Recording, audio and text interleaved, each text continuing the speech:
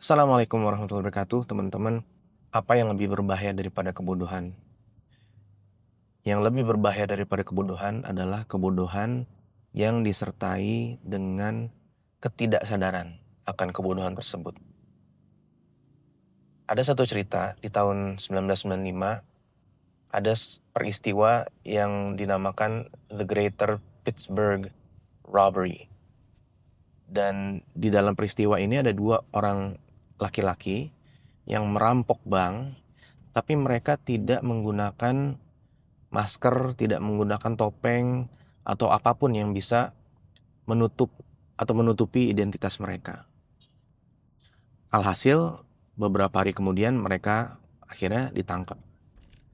Nah, dua orang pria ini, yang satu namanya MacArthur Wheeler, yang satu lagi namanya Clifton Earl Johnson. Nah, mereka berdua ini ternyata mengaku bahwa mereka tidak menggunakan topeng atau masker karena mereka mengoles muka mereka dengan menggunakan lemon juice. Logikanya apa? Jadi lemon juice itu kan bisa digunakan sebagai invisible ink. Jadi kalau misalnya kita menulis di atas kertas dengan menggunakan lemon juice, itu nggak kelihatan tulisannya apa. Tapi kemudian setelah kita panaskan kertas tersebut, barulah kelihatan tulisannya apa.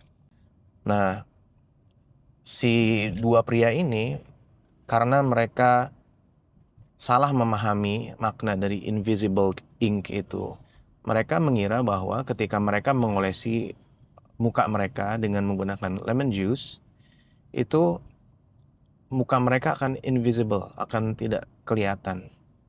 Dan ya pastinya bukan seperti itu gitu, maksud dari invisible ink itu.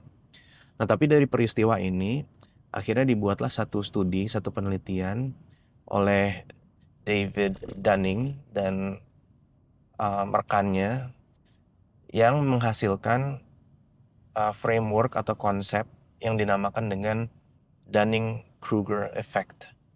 Nah, Dunning-Kruger Effect ini menunjukkan bahwa orang yang bodoh atau orang yang kurang pemahamannya tapi tidak awas atau tidak sadar akan kebodohannya itu akan memiliki kepercayaan diri yang sangat tinggi. Akibatnya dia melakukan overestimasi dari kemampuan dia, dari kecerdasan dia.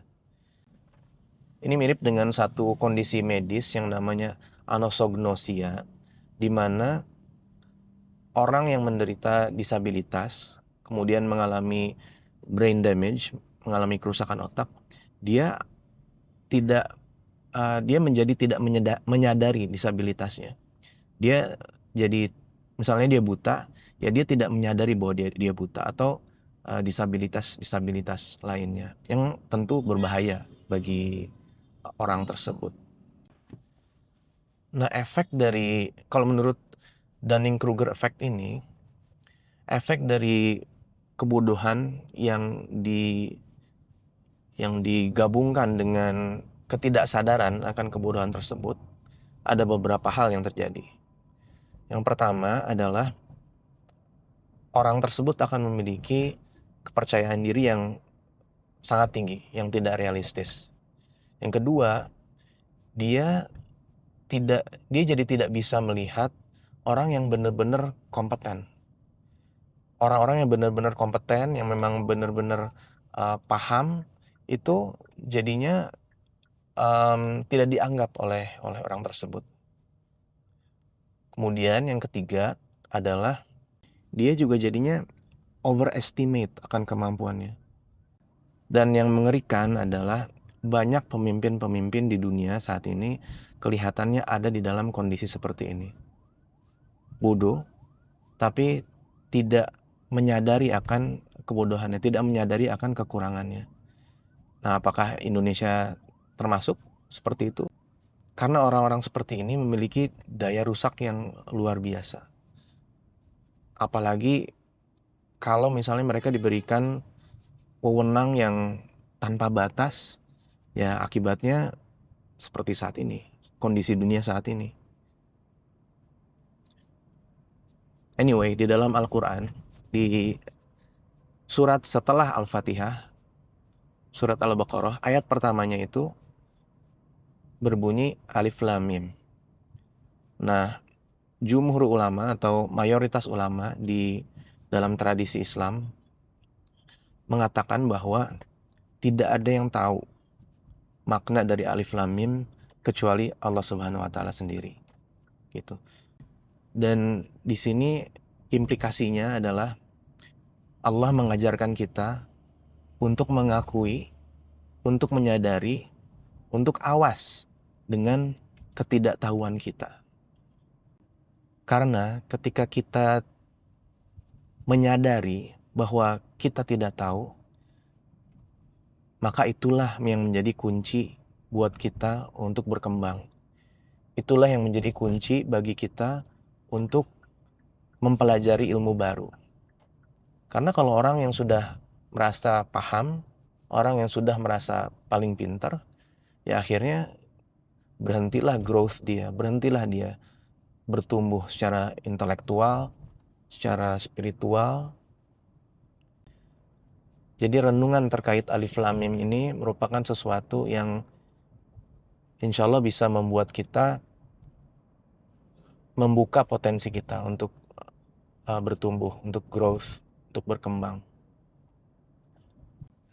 Orang yang benar-benar cerdas itu ketika dikritik, ketika diberitahu kesalahannya, ketika dibantu untuk memperbaiki diri, maka ia akan positif responsnya.